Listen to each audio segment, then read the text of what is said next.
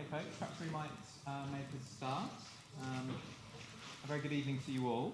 My name is Simon Slight. I'm currently the Acting Director of the Menzies Centre for Australian Studies here at King's, and I'm delighted to see you all here this evening. Come in, Trevor, it's okay. We have some glasses for the speaker here, for some water. So today, for me, it's been a day dominated by history and memory. Bright and early at 9 a.m. this morning, no less, I lectured to some 260 students on the subject, which forms the core component of their second years here in history. This afternoon, I prepared some slides for next week's talk on memory in the city. And tonight, the engagement with history and memory continues, not only in terms of our Reece lecture, but in remembering an important moment in the life of our centre. And so it is then that I'd like to begin by acknowledging the recent passing of one of the Menzies Centre family. Professor Geoffrey Bolton, AO, the founding head of the Menzies Centre, 1982 to 5, then called the Australian Studies Centre London, sadly died aged 83 on the 4th of September in Western Australia. Professor Bolton was an eminent historian of Australia, Western Australia, North Queensland, and the British Empire and its legacy. He was also a great institution builder, fashioning not only our centre, but the first history departments at Murdoch University and Edith Cowan University in WA. He also founded and named the British Australian Studies Association.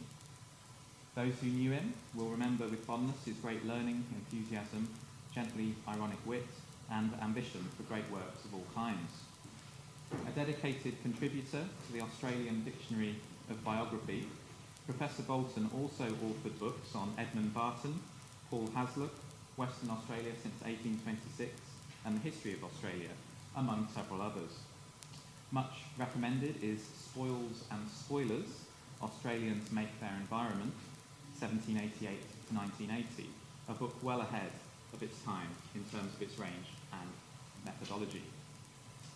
Turning to tonight's main event, some important background and context to begin.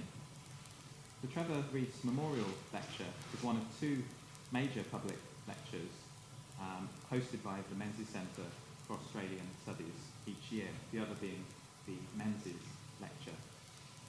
While the Menzies allows a prominent person to reflect on matters of common interest to Australians and Britons, the Reece is for a younger historian or political scientist who works on all things Australian to present the fruits of his or her work to a wider audience in Britain.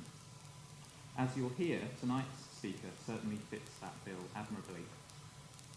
The first Reece lecture was given in 1984 by a then very young Henry Reynolds, who went on to achieve a thing or two after that, and others have been given by such well-known scholars as Stuart McIntyre, Robert O'Neill, Judith Brecht, Marion Sims, Carl Bridge with us tonight, Geoffrey Gray, Joy DeMusi, Stuart Ward, Bridget Griffin Foley, Frank Bongiorno and Mark McKenna.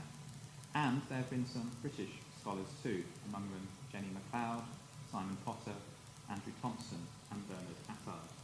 Not a bad rogues gallery of Australia's and Britain's finest Australianists. The Trevor Reece Memorial Lecture is in honour of Dr. Trevor Reece, a distinguished historian of the British Commonwealth and Australia, and one-time reader at the Institute of Commonwealth Studies, the centre's home until 1999. Trevor Reece was author of, among other books, Australia in the 20th Century, the first general history to pay proper notice to the Aborigines as historical actors, and Australia, New Zealand and the United States. He was also founding editor of the Journal of Imperial and Commonwealth History. Trevor Reece, who taught Australian history at the University of Sydney and the Institute of Commonwealth Studies, University of London, died tragically young of motor neurone disease in 1976. It was partly to fill the enormous intellectual gap he left that the Australian Studies Centre, later the Menzies Centre, was founded in 1982. Each year we welcome a number of Trevor's nearest and dearest to the lecture, and I'm delighted that we have here with us tonight some of those distinguished guests. Our lecturer this evening is Dr. Harshan Kumarasingham. Harshan is a political historian of the Commonwealth and British decolonisation and is Senior Research Fellow at the Institute of Commonwealth Studies, as well as lecturer in comparative politics at Ludwig Maximilians University in Munich. Prior to this, he was Smuts Fellow in Commonwealth Studies at the University of Cambridge. Harshan's latest book is A Political Legacy of the British Empire, Power and the Parliamentary System in Post-Colonial India and Sri Lanka, and he recently edited the Cambridge University Press, Constitution Maker, Selected Writings of Sir Ivor Jennings. From October 2015, he will investigate the post-war Australian Crown as a visiting fellow at the University of Sydney, supported by an Endeavour Award from the Australian government. After Harshan speaks, depending on how long he wishes to speak for, we should have some time for one or two questions. After that, my colleague Professor Carl Bridge will offer a formal response, and you will all be welcome to pose further questions to Harshan during our drinks reception. But for now, let sleeping anomalies lie, Britain, colonial relics, and the Whitlam dismissal. Please welcome to the lectern Dr. Harshan Kumarasingham.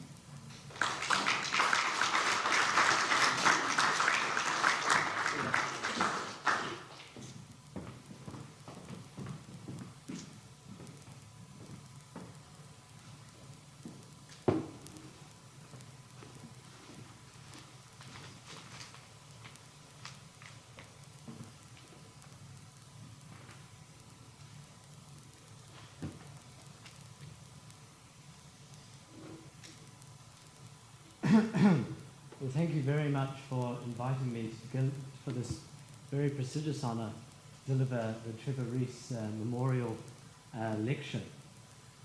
As Simon mentioned, many Australians and Britons that have delivered this lecture, but I am very proudly a New Zealander.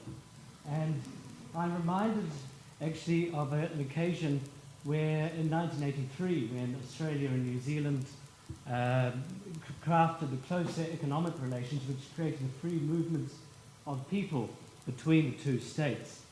And the then Prime Minister of New Zealand, the Right Honourable Sir Robert Muldoon, better and more appropriately known as Piggy Muldoon, was asked, was he worried of all these people going to live in Australia and leaving New Zealand depopulated? And he replied, no, it increases the IQ of both sides. As such, I hope I can add something to this lecture of mutual benefit for Australians and New Zealanders. It is this year celebrates or commemorates or commiserates 40 years since the dismissal of Gough Whitlam by the Governor-General of Australia, Sir John Kerr. And though it is ranked as one of the greatest and most important constitutional crises, not just in Australia, but in the British Commonwealth, it is one that should not be looked at, I think, in isolation. It is something that still resonates in Australian politics. Only 4 years ago, during the Rudd-Gillard administration, there were truckies circulating around Yarralumla, the Governor-General's residence, demanding that the Governor-General create a double dissolution of both houses of Parliament to end what they saw as the Labour government's terrible record in office. And interestingly, I think from that we can see that though the truckies may not have been wise in their decision, they still saw, as many still do, that the Governor-General had the power to intervene into Australian politics, into the internal dynamics of it. And though you would think that people in the Labour Party of Australia would be against any actions of a Governor-General that would be against what might be considered the norm, interestingly, just last year when Sir Peter Cosgrove was sworn in as Governor-General of Australia, Bill Shorten, the trade unionist and current leader of the Labour Party, said, "Your Excellency, rest assured that when a Governor-General speaks, Australia will listen." He said, we look to you as a guardian of our Constitution, a representative of the values and the love of our country that we all share. sentiments I think that Gough Whitlam would have had difficulties with post-1975. And of course Malcolm Turnbull, so Australia thankfully fact is more fascinating than fiction about what happens in Australian politics. And now this noted Republican who has succeeded a noted monarchist has said in his first statement as Prime Minister, the Prime Minister of Australia is not a president, the Prime Minister is first among equals, we are a parliamentary system animated by the Westminster system, some call it the Washminster system. And interestingly, as some may have seen, the Labour Party in the Senate, due to the actions of the Abbott government to introduce a royal commission into trade union activities, in an extraordinary measure in the upper house, asked that the Governor-General intervene to sack the Royal Commission and even against the government's own advice. So there was still a feeling, however desperate, in some corners of Australia, that the Governor-General should and could intervene into local politics. The dismissal of the Whitlam government by Governor-General Sir John Kerr on Remembrance Day still ranks in George Winterton's phrase as the most dramatic event in Australian political history. And much ink has been spilt and trees pulped over this chaotic and gripping episode in Australian constitutional history. So what is it that I can offer 40 years on when so many excellent Australian historians have already given so much on this topic? Today I hope to look at actually what Britain's involvement and influence and interest was in the dismissal. Firstly, by looking at how the Crown, the British and Australian crowns, and how that affected the monarchy and its influence on the event in Australia, and also looking at how Britain's very peculiar but very real influence on the internal constitutional mechanics of the Australian system, especially prior to 1986, when the Australia Acts were passed. This also looks at the heart of Australia's and Britain's relationship, something that Trevor Reece, of course, did so much to examine during his years as a lecturer on that subject. Britain, of course, was not just another nation observing the seeming meltdown in Canberra. Britain, arguably, without wanting to, was involved because the leading protagonists of the day, the Governor-General Sir John Kerr, the Labour Prime Minister Gough Whitlam, and the Leader of the Opposition Malcolm Fraser of the Liberal Country Coalition, endangered the very tantamount principle, in Britain at least, that the Queen was kept out of politics. And it's interesting actually for non-Australians to see how the British Crown, or the Queen herself, was very much involved, or at least the powers that reside in her office in local politics, to a degree that most Britons would find, frankly, crazy.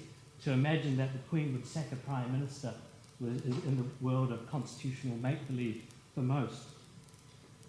Thanks to documents that have recently been declassified and made available through people like Carl's and Stuart Ward's and Stephen Ashton's papers, we can now see a greater illumination of what was being said, not only in Whitehall, the Foreign and Commonwealth Office, but also from the British High Commission in Canberra, which was, again, important to emphasise, not just an observer, but a participant in the crisis.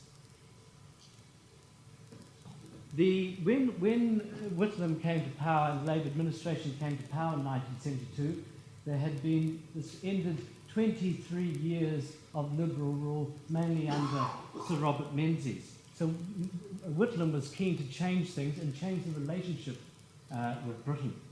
And to that end, Sir Alec Downer was replaced, and John Armstrong was selected to be a High Commissioner at Australia House. Interestingly, as a link to the constitutional crisis, while he was High Commissioner, Armstrong had been a colleague of Jack Lang. Jack Lang, of course, who had been himself sacked as Premier of New South Wales by the Governor, Sir Philip Game, in 1932.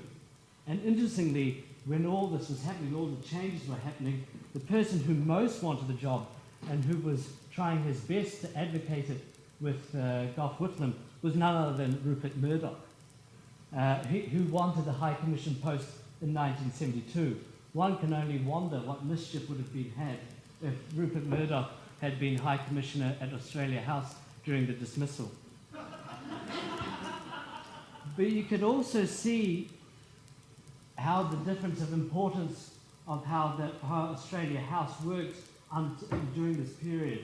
Until November 1972, the Australian mission to Britain was the only diplomatic post in Australia's gift that was run outside of the Prime Minister's office.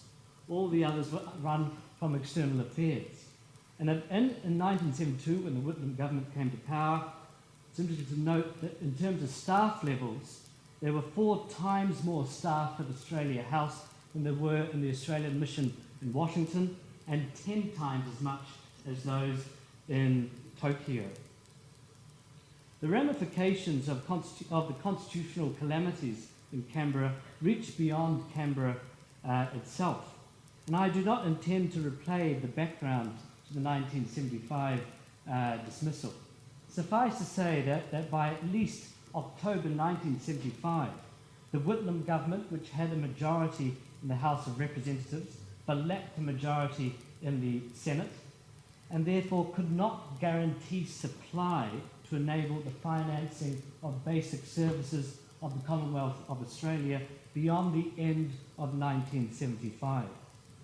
So unlike the House of Lords or most other parliamentary legislatures, the Australian Senate has this key power to reject money bills. And the leaders of the coalition, the Liberal Country Coalition, demanded as the price of passing supply that a double dissolution be made as the price of passing those bills, which Whitlam, only re-elected the year before, in 1974, refused countenance.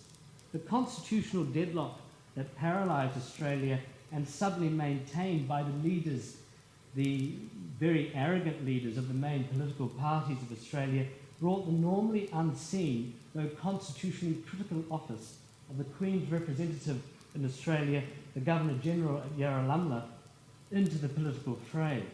And he was seen by many, and in many ways still to this day, of being able to break the deadlock.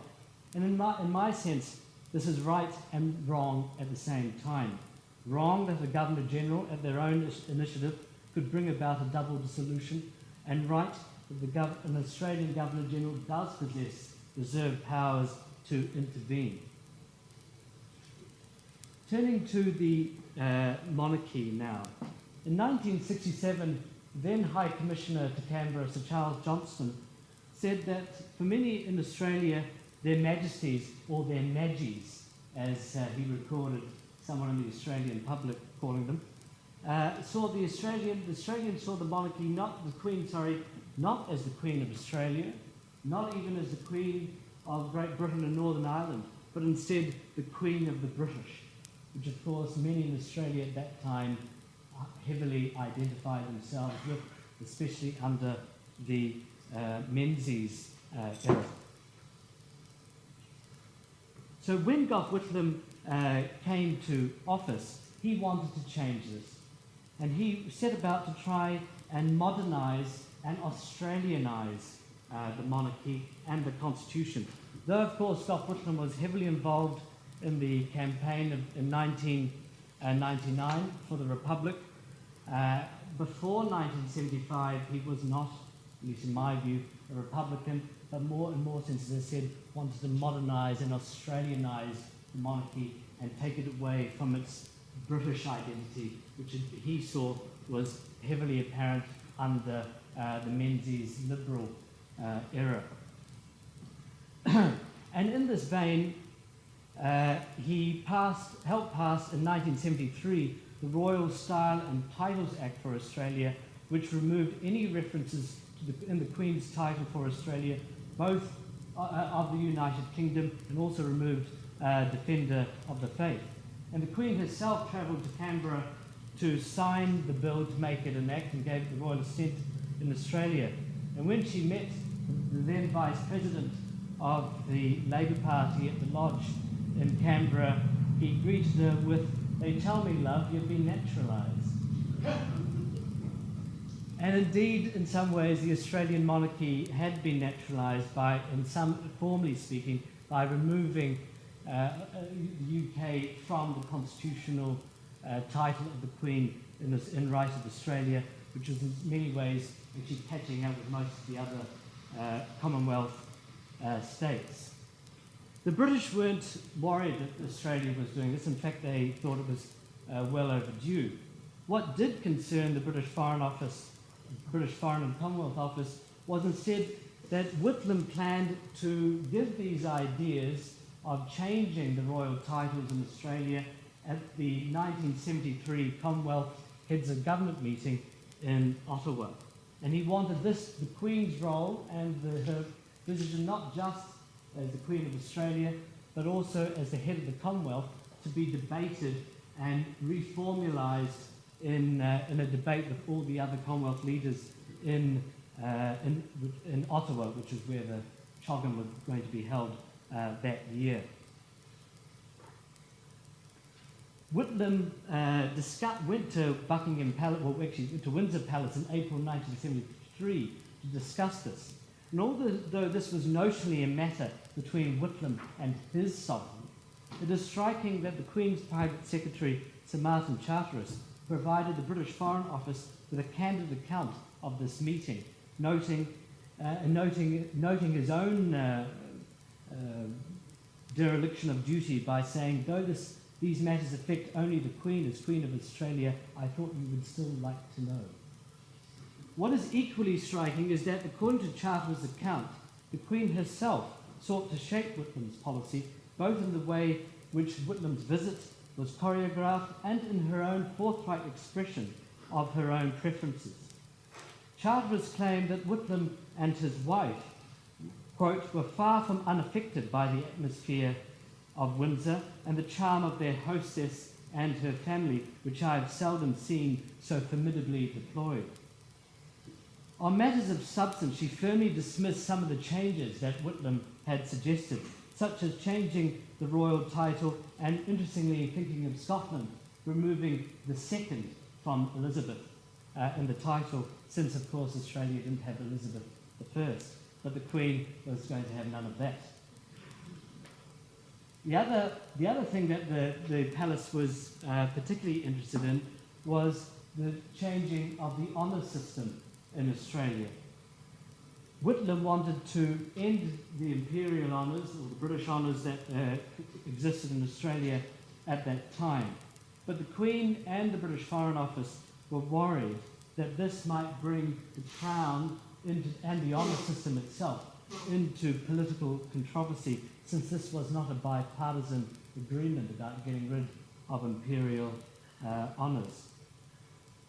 The Queen apparently said that the idea of having an Australian honour system was a good one in principle and was ready to give her support, but she wanted things delayed and suggested that the introduction of a new system should coincide with her jubilee in 1977, when she planned to visit Australia. Whitlam, though, was very impatient for changes to happen. And despite having been made fully aware of the Queen's preference for gradual change and her warning of the political consequences of changing the system, he went ahead, and in February 1975, Australia had, modelled on the Canadian honour system, its own honour system. But interestingly, and this was the main part of the party political controversy, the Order of Australia in its three gradations did not have knights and dames. And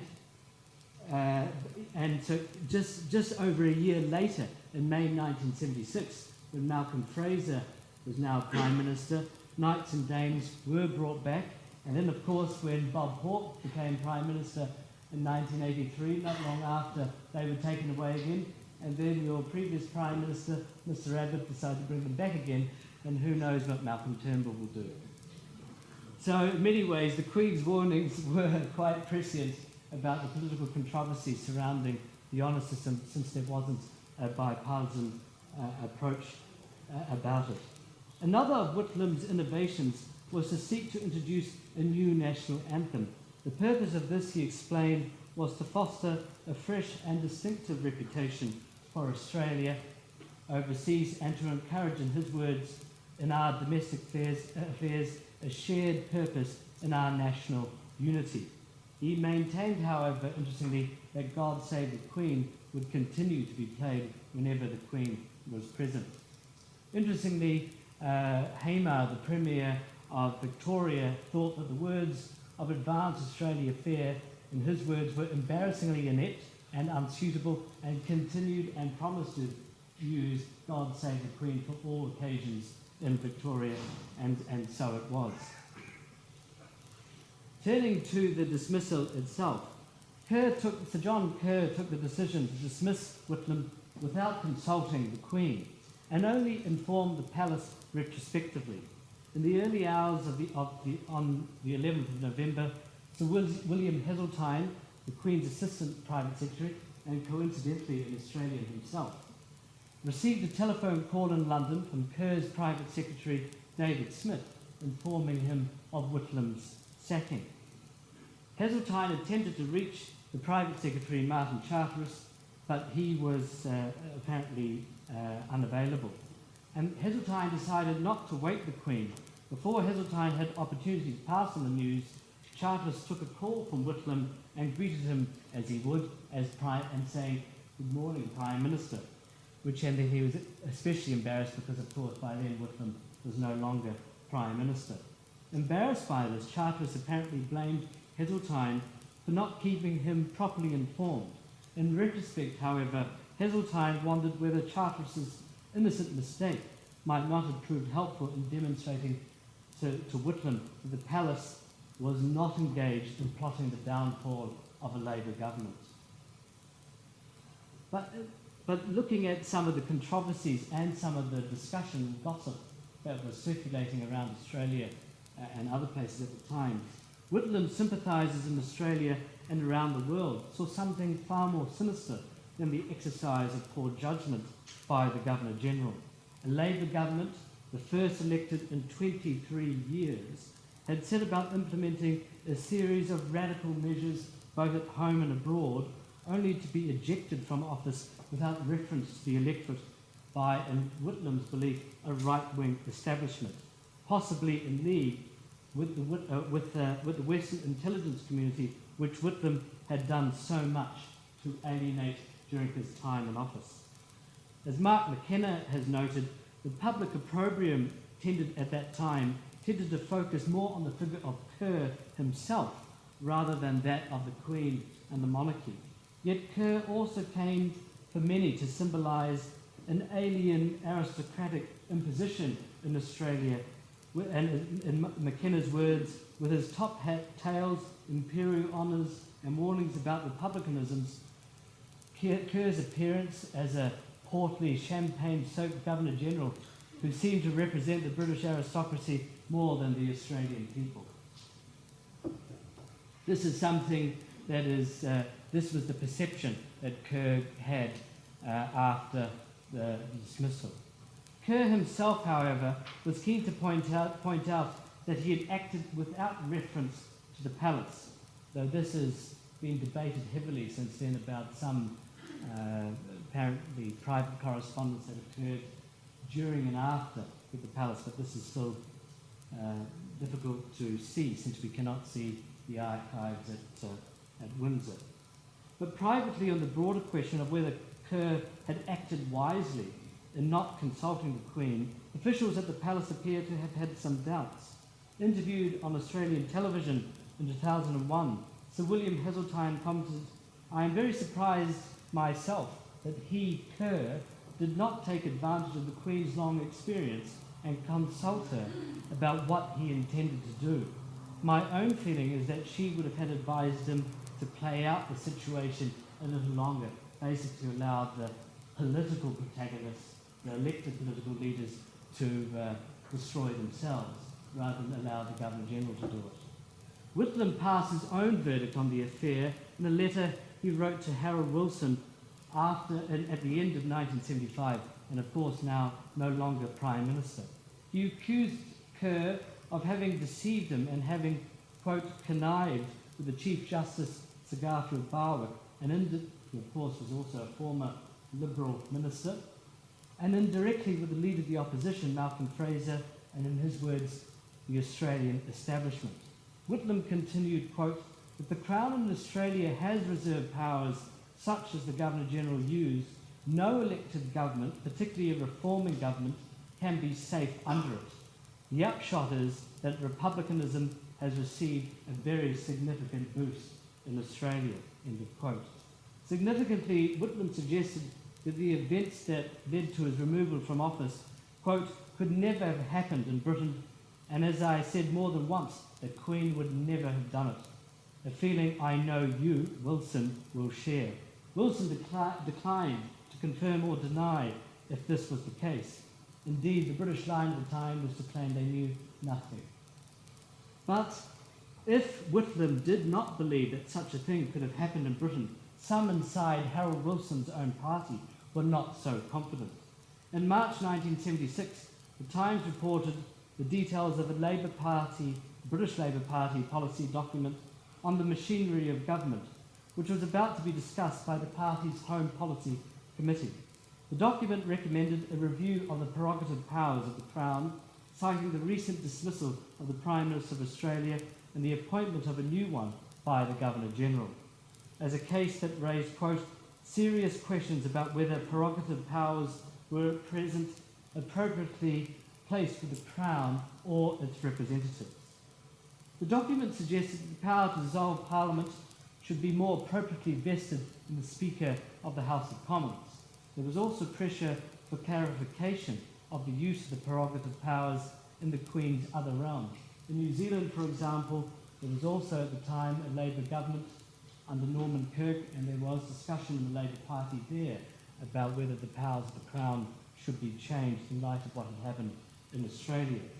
And senior judicial figures in Australia suggested that in many ways, after this remarkable event of the sacking of a Prime Minister by an unelected head of state, that a Commonwealth conference should be convened to discuss the royal prerogative powers, and that this should be done. And interestingly, in a similar constitutional crisis in 1926, when the Governor-General of Canada, Lord Byng, refused a dissolution from Mackenzie King in 1926, and this caused a huge constitutional crisis in Canada, and the result from that was that a special conference was convened in 1926, which eventually led to the Statute of Westminster in 1931, which changed significant powers of the sovereignty of these states.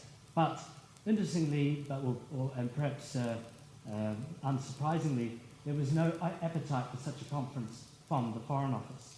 And indeed, they said it would open not one, but a whole series of Pandora's boxes, and I cannot see any Commonwealth politician welcoming the idea. Though it's interesting that many Commonwealth politicians were actually very interested in that idea. With no sign that the controversy over Kerr was diminishing after the dismissal, in July 1976, the suggestion was raised publicly that Prince Charles might be appointed as Kerr's replacement as Governor-General. The idea of appointing Charles as Governor-General of Australia was not a new one. Interestingly, there was also the idea that not that Charles should not be sent to Australia, but instead that the Queen should be sent to Australia to act as the Queen of Australia in Australia, and that instead that Prince Charles would act in the UK as the surrogate sovereign and get some practice with, in the words of the document, future princesses of Wales, and experience the duties of the monarch of the United Kingdom. Interestingly, in the run-up to the dismissal in November 1975, Charles actually met Sir John Kerr in Port Moresby, because of course in 1975 was also the year that Papua New Guinea became independent of Australia, and Prince Charles was there representing the Crown, and there also was Sir John Kerr. Rather extraordinarily and extremely inappropriately, Sir John Kerr discussed with Prince Charles at the banquet in Port Moresby the idea that he was about to sack the Prime Minister of Australia, even though the Prime Minister of Australia didn't know this himself. And interestingly, Prince Charles said to this discussion that he was worried that if he did discuss this, because of course famously John Kerr did not discuss the dismissal or the likelihood of dismissal with Whitlam at any time. His justification for this, of course, famously was that he was worried that he would be sacked himself, that Whitlam would go to the phone and be a race to the phone about who would sack the other. But when this was put to Prince Charles, he said, quote, "But surely, Sir John, the Queen should not have to accept advice that you should be recalled at the very time when you were considering having to dismiss the government itself." And this was September 1975, so only weeks before Kerr sacked Whitlam. So this is an interesting element where the Crown was informally advised about what was likely to happen. But interestingly, Charles still took a different line from Kerr, which it seems was also in line with what the people in the palace were also thinking about playing it long there. There was also the idea, interestingly, around this time that Charles wished to buy property in Australia so that he could have some sort of permanent base there. But this was vetoed by Harold Wilson's government on the grounds that this might seem extravagant at a time of austerity. Interestingly, at the time, this is again not a new idea. There were significant ideas during the time of Alec Downer's tenure at Australia House of creating an Australian Balmoral in South Australia, which would be a permanent seat for the monarch in Australia, but nothing came of that.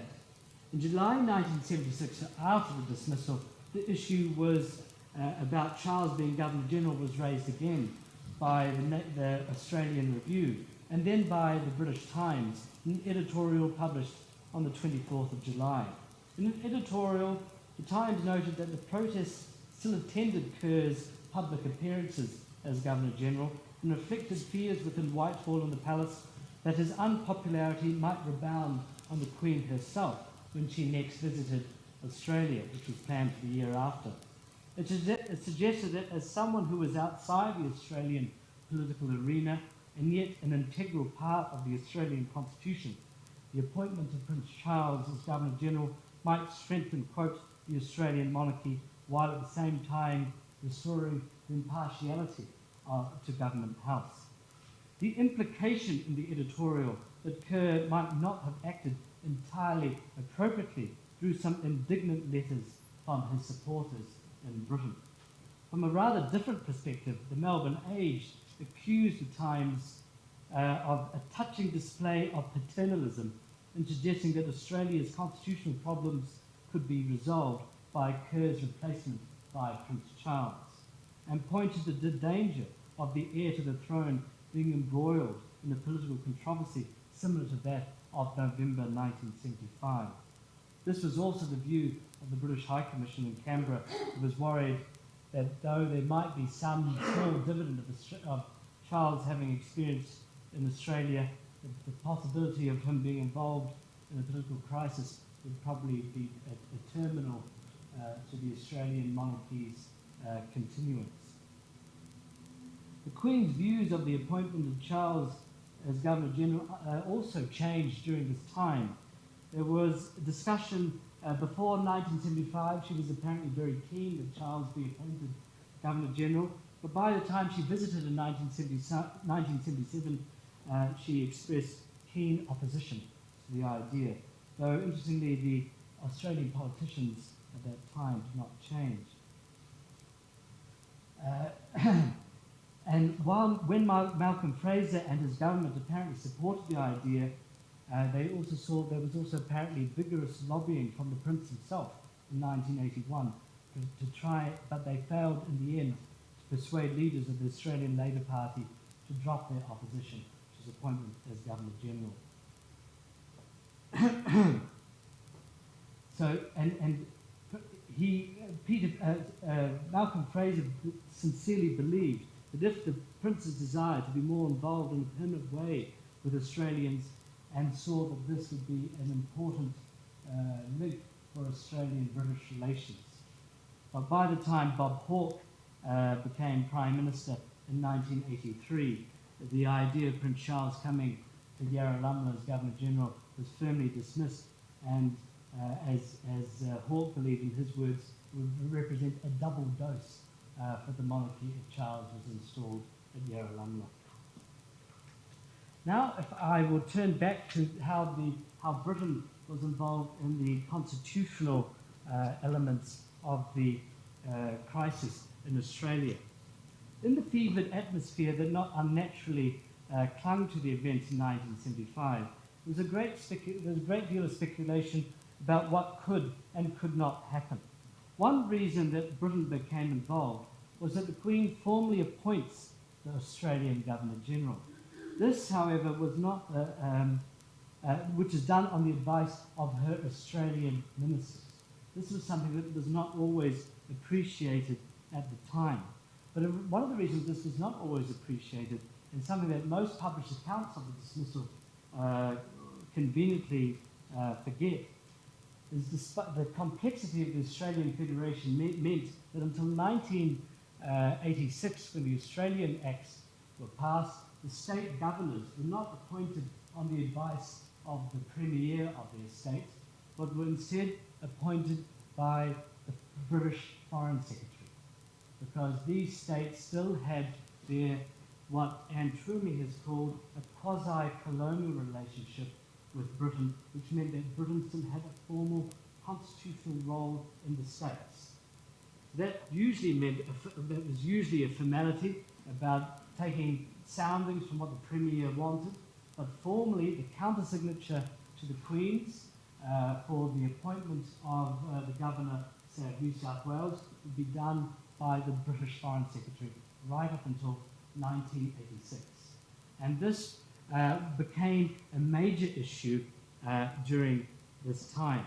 And when Sir Charles Johnson, who I mentioned earlier, was High Commissioner during much of the 60s in Canberra for Britain, he discussed this with the Commonwealth Relations Office and wondered that this was a very strange situation. And in fact, got some of the political constitutional relationship completely wrong. And this is the permanent undersecretary at the Commonwealth Relations Office then was Sir Joe Garner, who said, when he was discussing this in 1967, he said, maybe we should, when the suggestion was made to modernise this thing, he said, perhaps we should just let sleeping anomalies lie. And that's where that phrase comes from. But much of these anomalies were there, not for monarchical reasons or some atavistic relationship with Britain, but it was more to do with the states' regard of their own powers vis-a-vis Canberra. So powerful premiers of Australia, of the Australian states, such as Sir Henry Bolt, Sir Robert Askin, Sir Charles Court, Sir Joe Bioki-Peterson, unfortunately born in New Zealand, saw the monarchy as a counterpoise to the increasing powers of the Commonwealth of Australia situated in Canberra. So it wasn't that they were there trying to necessarily keep the monarchy for the monarchy's sake, but seeing it there as a counterpoise to their constitutional rights that Canberra was keen to diminish. So even Australian sympathisers of the Crown, like Dick Casey and Sir Mark Oliphant, the Governor of South Australia, saw that the monarchy had to modernise, which is important when you remember that, again, right up until the 1980s, the protocol dictated that the governor's flag over their car, over their official limousine, could only have the Union Jack and could not have the Australian flag. That was the protocol that existed until the 1980s. So Whitlam wanted, as I mentioned earlier, to modernise and Australianise the monarchy, but this also and the constitution. But this would mean, in his eyes, and in the state premier's eyes, diminishing of their own powers. When there was, during this time in the 70s, after 1972, Whitlam came several times, as did Lionel Murphy, his Attorney General, to London to discuss changing the system, because of course Britain still needs to be involved for any of these changes, since under the Statute of Westminster, Britain still had this obligation. So Lord Helsham, the then Lord Chancellor under Edward Heath, saw Britain as having, in his words, a trustee role over the Australian federal system. And while Whitlam in these discussions said that this residual colonial status was a good thing, as it meant the states were clearly not fully sovereign. And Edward Heath recorded a discussion with Whitlam on the Isle of Wight, that Whitlam did not want the Colonial Laws Validity Act, which was an earlier piece of legislation that looked at the incompatibility of Dominion legislation with imperial legislation. Whitlam did not want that changed because he thought that the repealing of that act would increase the powers of the states. And Heath recorded, "I refrained from commenting on the desire to retain legislation which was not only colonial in aspect, but colonial in title." Helsham said also, interestingly, apart from the constitutional grounds, that going over the states' head, so Whitlam, of course, wanted to go over the states' head. He did not want to have to come as a common platform with agreements of the states, but wanted to do it unilaterally himself. But Helsham said that this was constitutionally problematic, and also said, interestingly, from a political point of view, that if they went over the heads of the states, this would make the British government suffer, in his words, a degree of political odium from its own backbenchers and members of the House of Lords, since he recorded that the states' agents generals, the representatives of the states in London, were very active on both sides of the House of Commons and in the upper house in putting the viewpoint of the states in London. So there was Alec Douglas Hume, now returned as Foreign Secretary, was involved very heavily in the discussions with Whitlam and Lionel Murphy about trying to change things. But he, like Helsham, had more sympathy for different reasons with the state's point of view than Whitlam's. This also centered around not only the state's powers, but also the abolition of appeals to the Privy Council and changing some very esoteric aspects in the Australian Constitution, such as allowing legislation to be reserved for the Queen and the ability to disallow legislation under Article 59 of the Australian Constitution. With the political tensions that animated Australia at that time, and arguably to this very time, the Queen was also very worried about getting conflicting advice if things would change. That she would get one form of advice from the premiers, say, of Queensland, which was a very real possibility, which would be very different from the advice that she's given from Canberra. Whitlam, interestingly, despite wanting to modernise the monarchy and modernise the constitution, still wanted to use a very colonial device of getting Britain to take unilateral action to get what he wanted, in his words, as the recorded record of that meeting states, over the Australian states. So he wanted Britain to take the responsibility of creating new legislation that would disarm the states from having this ability to do things, and hoped that this would happen very easily.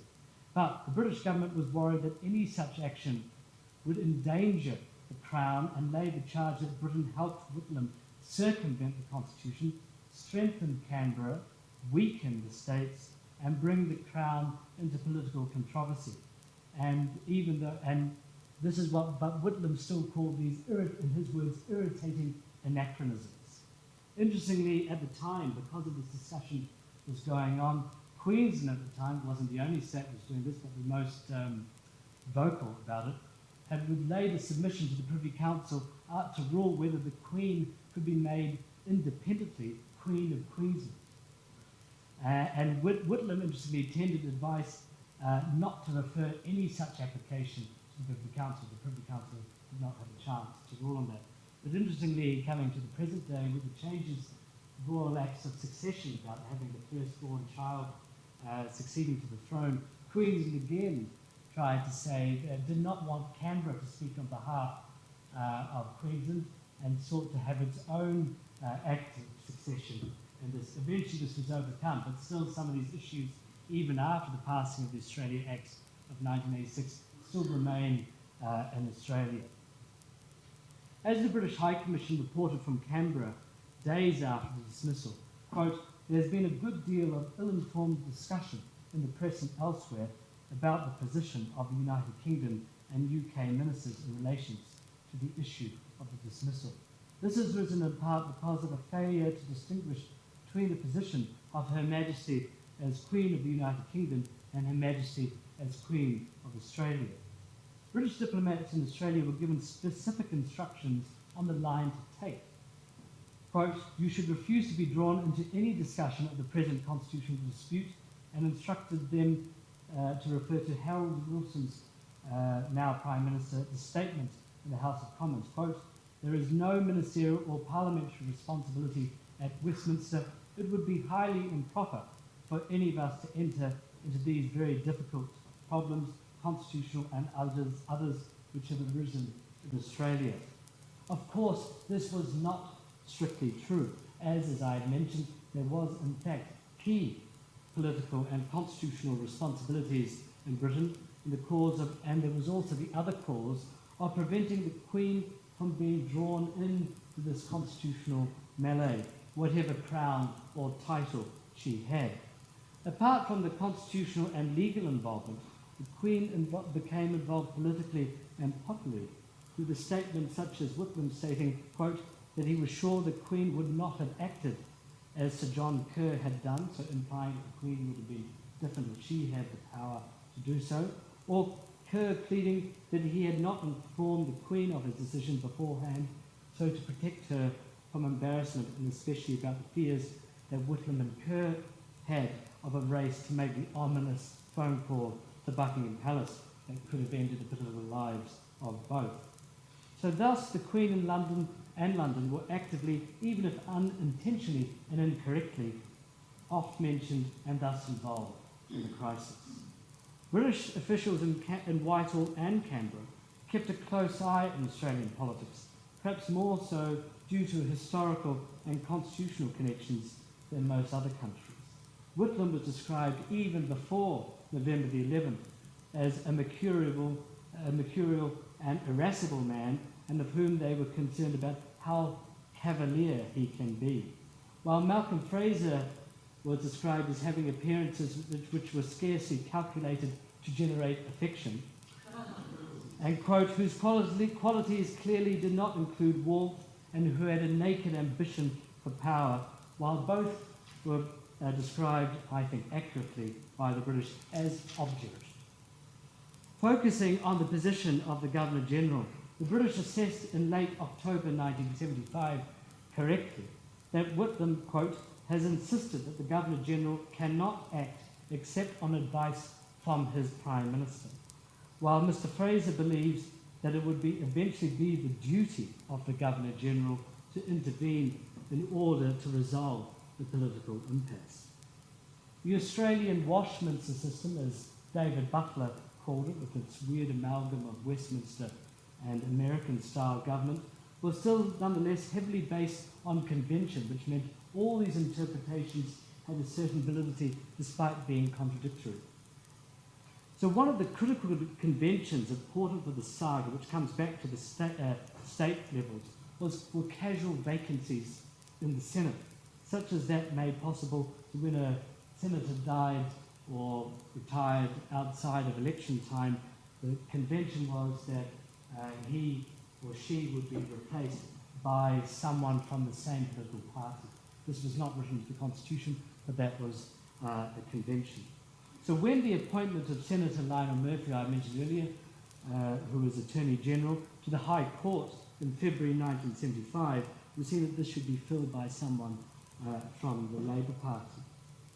However, in the case of Murphy and an earlier case in New South Wales in June from the death of a Labour senator, both of these senators were in fact replaced by non-Labour appointments, which created even further consternation by Whitlam, since his numbers in the Senate were already extremely low and problematic.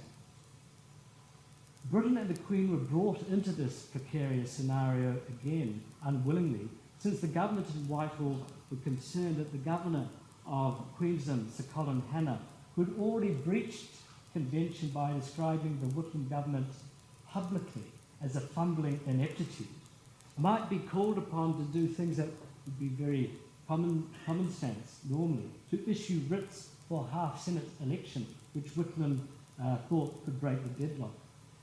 But interestingly, so Whitlam was fearful that in Queensland these writs would not be issued. Whitehall feared that Whitlam therefore, that Whitlam would ask the Governor General to ask the Queen herself to intervene and instruct the state governors themselves to issue half-Senate election writs, something the Commonwealth of Australia did not have the power to do, though they said this was an Australian matter. And of course, at the time, Bjelke Petersen was, of course, rabidly anti-Whitlam, and Colin Hanna was very much in supporting his premier about doing everything they could to frustrate the will of the federal government. The British High Commission recorded her UK ministers should not be involved in any way, knew that if this happened, the British Foreign Secretary would have to be involved as the person who countersigned the Commission of State Governors, and thus, importantly in British constitutional and Commonwealth practice, was the responsible advisor. They considered such possibilities of doubtful legality and the constitutional position not sufficiently clear-cut. That's putting it very mildly. Ironically, Whitlam considered asking the Queen to do this without wanting the involvement of the British itself, so the Queen to do it without any advice from any of her British ministers. The Australian Labour Party in Queensland had already petitioned the Queen directly to dismiss both Hanna and Bjelke Petersen, and Whitehall was worried that Whitlam would pressure the British government to act as he wanted. Though many, including state premiers, believed that it was a mere formality to go through the Foreign and Commonwealth Office, which would dutifully assent to all recommendations by the state premier, Hanna's attitude, which the British believed was defiant and unapologetic, made them intervene when Bjelke Petersen brazenly requested an extension to the term of Hanna. The palace and the Foreign Office stopped short of sacking him, though they were tempted, as the documents show, and instead the palace amazingly revoked Hanna's dormant commission, which all Australian state governors had to act as Governor General if there's an absence in Canberra. So that was revoked, and interestingly, Jim Callaghan, who was then the Foreign Secretary and the responsible advisor to the Queen on this matter, so not Whitlam or Bjelke Petersen, wrote to Hanna himself in very blunt language and said, stating that his actions were not in keeping with the convention of regal and vice-regal impartiality, which Her Majesty and her representatives traditionally observe. In these circumstances, I have not submitted your name to be extended as Governor of Queensland. Interestingly, Whitlam had further reasons, if he had known them at the time, of doubting the constitutional impartiality and political impartiality of many of the governors. The British Governor of Western Australia, Sir Douglas Kendrew, for example, in 1973, tried to hatch a plan of getting to bring down the federal government in Canberra. He wanted to do this by getting all the non-Labour states, at that time in Queensland, Western Australia Victoria, and New South Wales to fight against the federal government and create a massive amount of political and constitutional disorder at that time. His plan, amazingly, Kendrew, a British governor, former RAF officer, discussed with the Charles Court, who was then in opposition, about how a particular scenario, how this could happen.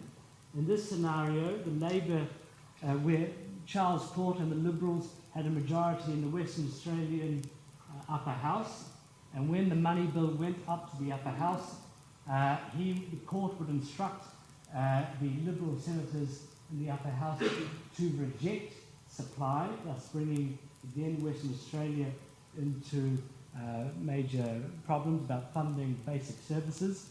In that case, the Labour Premier Tonkin would ask, they predicted, for a double dissolution, which he would probably be in his right mind to think that that would be accepted.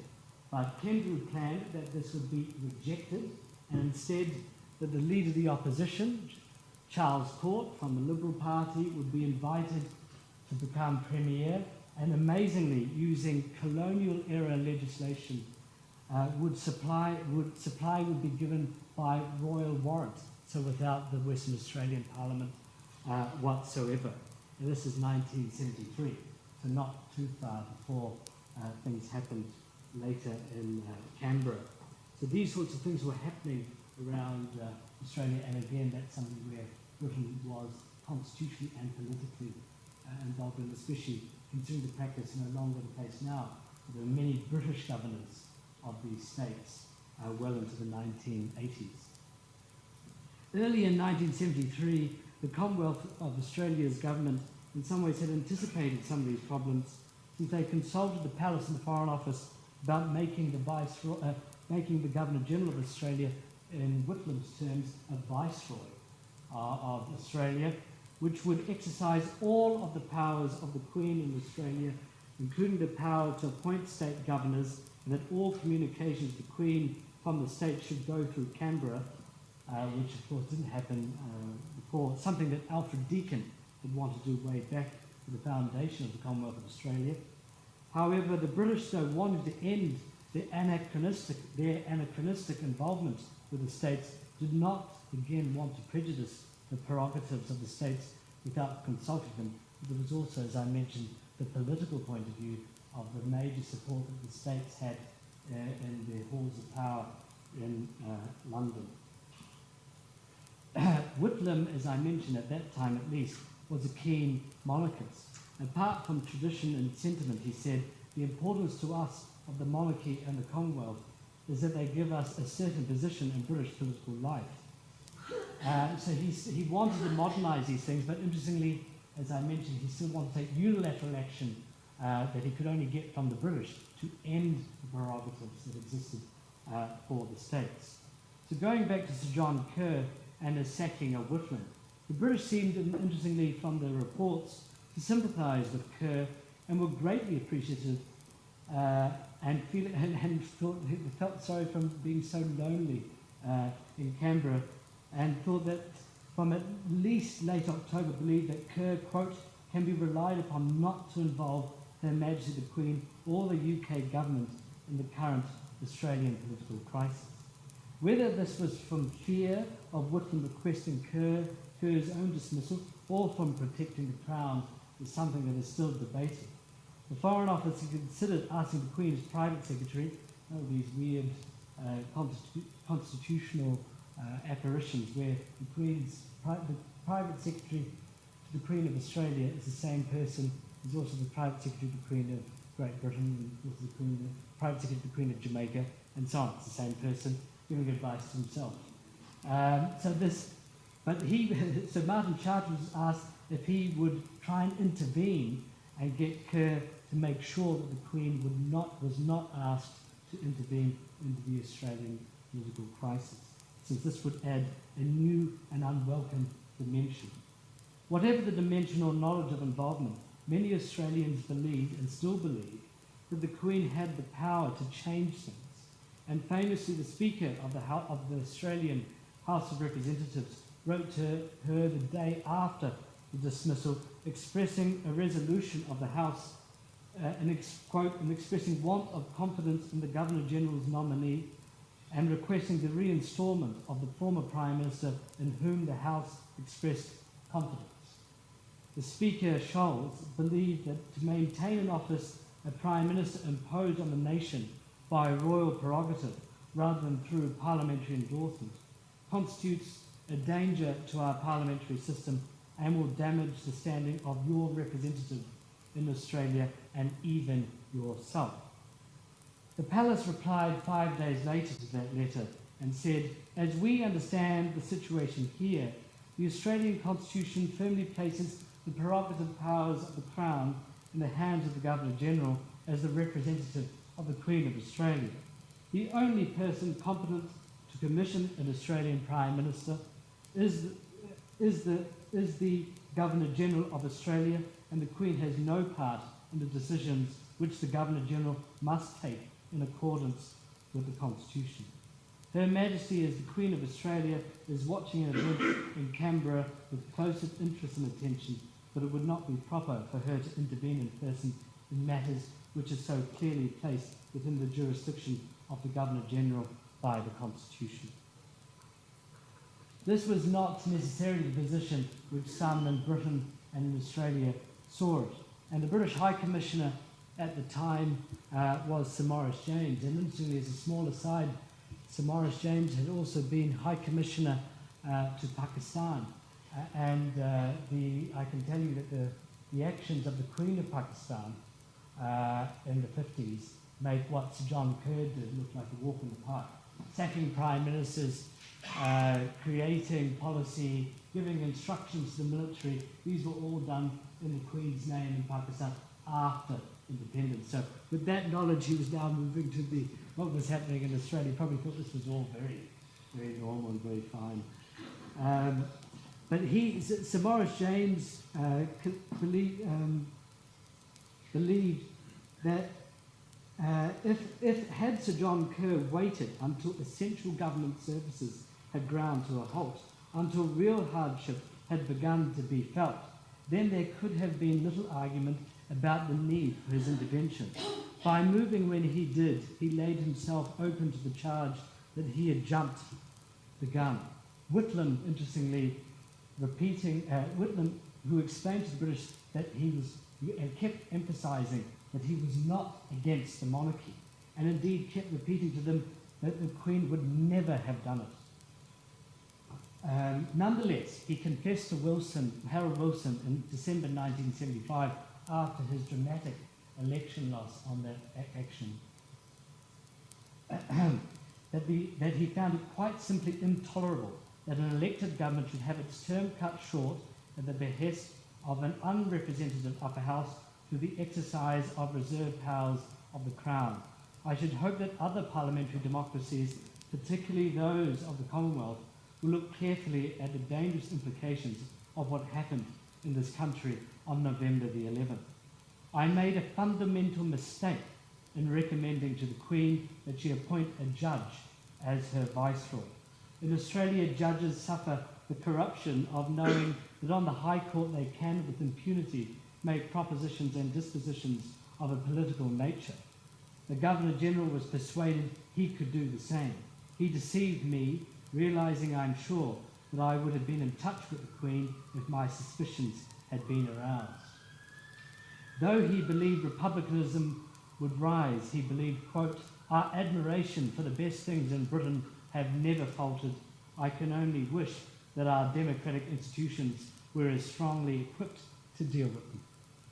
Interestingly, at exactly that same time, Sir John Kerr also went to Sir Maurice James as their agony aunt to give his impressions of what was happening after the Great Dismissal. He took, as you won't be surprised, a very different view from Whitlam's and also from Sir Maurice James. Kerr thought it no bad thing that the public in Australia, and perhaps also those in other monarchical Commonwealth countries, not excluding Britain, should have been reminded that the Crown did indeed possess these reserved powers. And maybe such a reminder need only be given every 25 or 50 years, but it was salutary that the Crown's functions were not merely titular and or ceremonial, and at the end of the day, the average Australian had grown tired of the frenzied haste of Mr. Whitlam and had voted for the return of conservative traditions of government. It's quite an interpretation to see what he was doing was a conservative tradition, but nonetheless that was his interpretation. Sir Maurice James reported to the Foreign Secretary, quote, that the real villain, if there is a villain at all, has been the inherent contradictions of the Australian Constitution.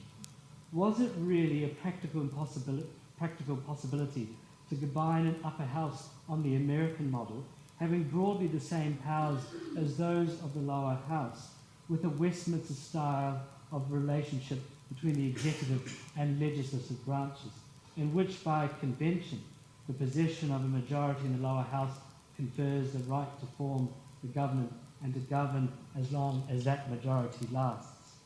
It is in this attempt to reconcile the irreconcilable which the Australian Constitution enshrines and where the basis of the Australian dismissal lies, as well as the arrogance of the main political players in Australia. In a month's time, when the voters go to the polls, it may well be that they will have their jobs and prices at the front of their minds rather than the rights and wrongs of the exercise of the reserve of powers of the Governor-General of Australia. And so it might be said it remains. Thank you very much.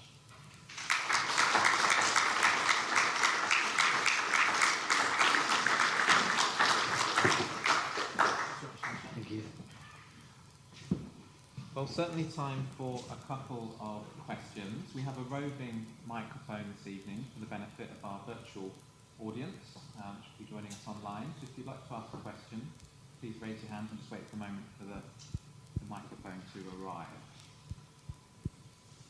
Anyone like to kick us off? Yes, Dale. Just wait for the microphone, it's just on its way. Perhaps if you could just say who you are as well when you get the microphone to you. Thank you. Dale Eaton, the Britain-Australia Society. Dr. Kumasingham, thank you very much for the lecture. You have a unique perspective coming from outside the Australian sphere. You mentioned that New Zealand considered constitutional change in the light of what Australia had to do after the dismissal. Did that ever come about? In New Zealand? In New Zealand. Well, in many ways, Sir Kenneth Keith, who went on to the High Court, the International Court of Justice, actually was commissioned to write a paper for Norman Kirk, the New Zealand Prime Minister, on whether this could happen in New Zealand, and seemed because of the federal aspect of Australia that this was not was recorded that one part it said was not necessary, but on the other hand it noted, which a few others have noted as well, in many ways the scope for a Governor-General to intervene or the Crown to intervene in New Zealand is arguably greater in New Zealand because there are no other institutional checks and balances that arguably exist in the Australian system. So Australia, of course, has a written constitution. It's a federal system. It has a powerful upper house, and it has a long constitutional tradition of this, even though, of course, there are major tensions within that system. Whereas New Zealand has an unwritten constitution, no upper house, and where there's no federal element where there could be as a check on the executive at the cabinet table. So in that sense, and even with the advent of MMP after 1993, 96 when the first election happened, this was also seen as a possibility that the Governor-General may have to intervene in ways not otherwise envisaged.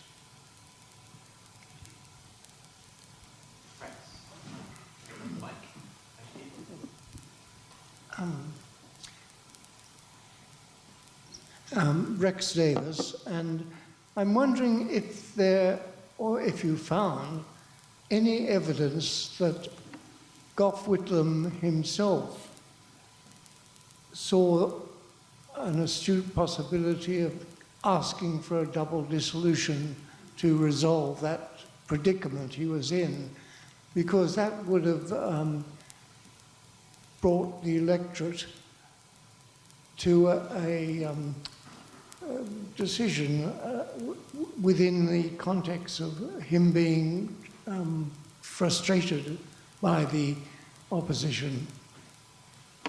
Thank you very much. Well, as you will know, of course, from Whitlam's initial position, because there had been an election the year before, he did not see that he should have to have a double dissolution, and saw that it was only a half Senate election was required. But by the time we get closer to October 75, things are changing, and at least from the material I have seen, it seems that he isn't doing this secretly or anything. He's trying to make this quite relatively open, but it seems that the Governor-General has closed his ears to this possibility of having a double dissolution. And of course, famously, on Remembrance Day 1975, Whitlam has a letter recommending that there should be an election, which the Governor-General doesn't look at, and still gives the letter sacking him under Article 61 of the Constitution.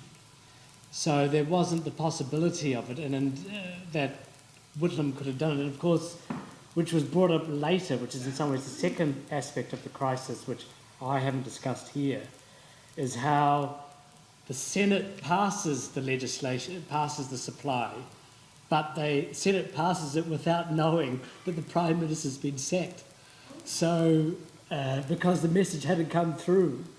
So if they had known, they could have frustrated Fraser in the House of Representatives from getting his program through, and it could have been Whitlam could have played the Fraser, as had happened before. So the possibility of the double, I think, again, one of the major things that comes out from all of this, which the British were particularly concerned about as well, and were found quite frankly astonishing, was that the leading protagonists did not talk to each other at all. So Whitlam, it seemed that Kerr was more concerned with the preservation of his own role, rather than, if you like, even the monarchy, where he should, because his belief was if he did discuss this openly with Whitlam, he'd be sacked.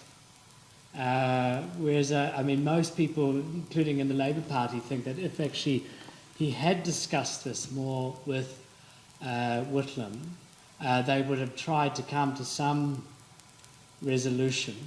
And Whitlam, at least members of the Labour Party, think that being quite a strong constitutionalist would not have seen, may have threatened dismissal of the Governor-General, but would not have actually done it. We have a final question just at the front here, then we'll hear our formal response. Peter Cattrall, inevitably, as a British historian, I find myself thinking of the false analogy of 1910 and what could happen, what a monarchical system could do when you had a very different kind of upper house, which is just create more people. That's something which is clearly not available to Whitlam, but what strikes me as being interesting here is the way in which the rules of the Constitution constrain action and constrain the flexibility which is always touted as one of the benefits of a Westminster system. People thinking through how to change things almost on the hoof.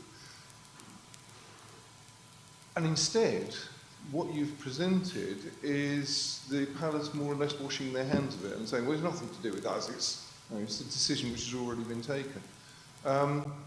Was there any attempt to think through, either before or afterwards, how there might have been a more creative approach to the crisis? Interestingly, I mean, that quote about the real villain in the piece, this is what Maurice James is coming to in many ways, that Australia took on Westminster system, but still wanted to have a upper chamber which was unlike almost every other upper chamber in the Commonwealth. And this was but this of course had been put there on purpose because of the fears of the states of losing their prerogative vis-a-vis Canberra. And in terms of, but the convention had been, so of course, as you know, with the Westminster system, conventions are absolutely imperative for the successful functioning of the system. So the convention had been, because there were similar cases you could argue, and so 1975 was not a one-off. There were similar cases where and there still is, for example, even now, a conflict between the lower house and the upper house in terms of party complexion. But the difference was that in terms of money bills, even though the Senate possessed the power to reject it, the convention had been that the upper house would nonetheless pass it. But in this case, Fraser's predecessor as leader of the Liberal Party, Billy Snedden, for example, did not want to use that as a way of bringing down the Whitlam government, whereas Fraser did. And in terms of trying to change things or anything, interestingly, after 1975, the one change that has happened to the Australian Constitution since then is formalising those casual vacancies in the Senate. So a minor tinkering that it has to come from the same party. But otherwise, the Australian Constitution remains the same, and the potential tensions that existed in 1975 are not even dormant, but just simmering. Thanks very much, Harshan, for being so willing to take those questions, and to you for asking them. If you've got others, please do ask Harshan over our drinks, which will follow the next part of the evening, which is to ask my colleague, Professor Carl Bridge, Professor of Australian History here at King's, to offer a formal response. Thank you. Thanks.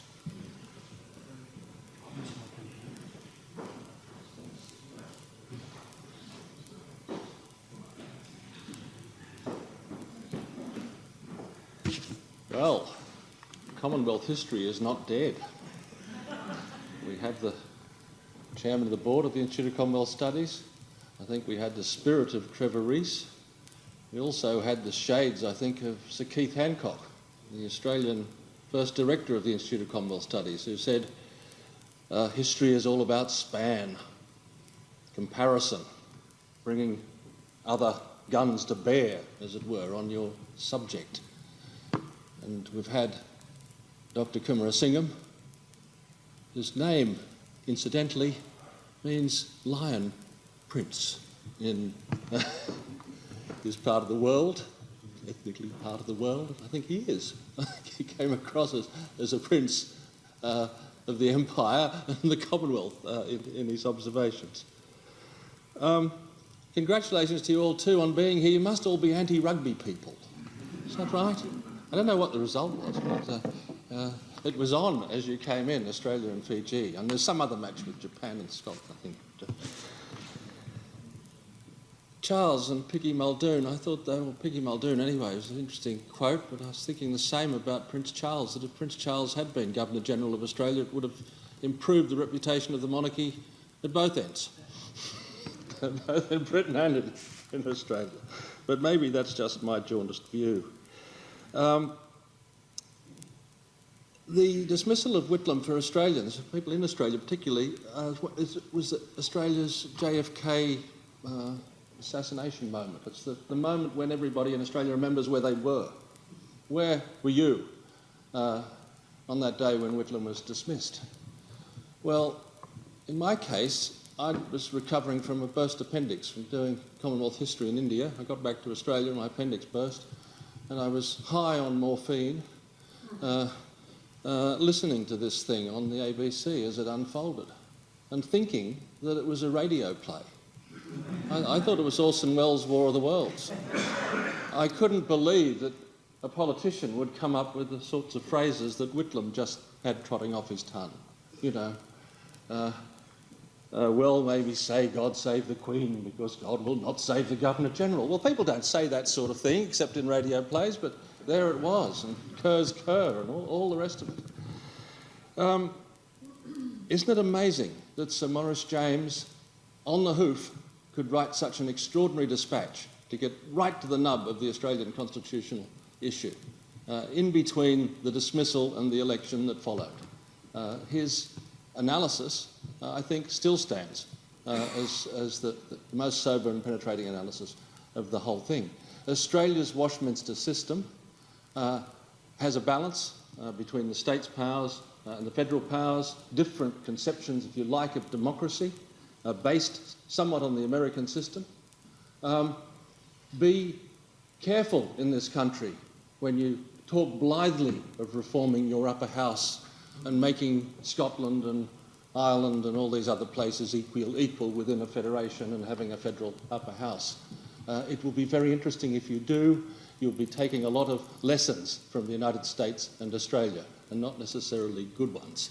But there it is. They're all there.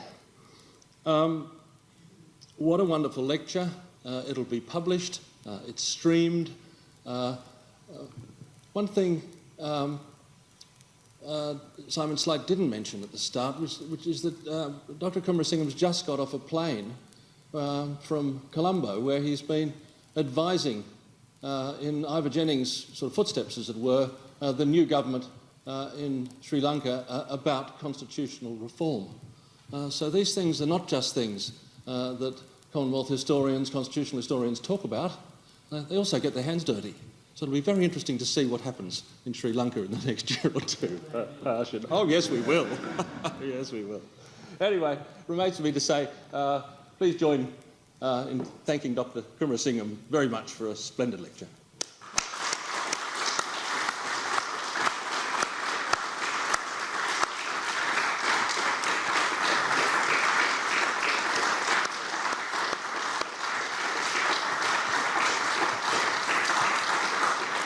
The drinks are, Simon, in Chapters, which is one floor up in the usual place. If you're not sure where we're going, just follow us and you'll get there.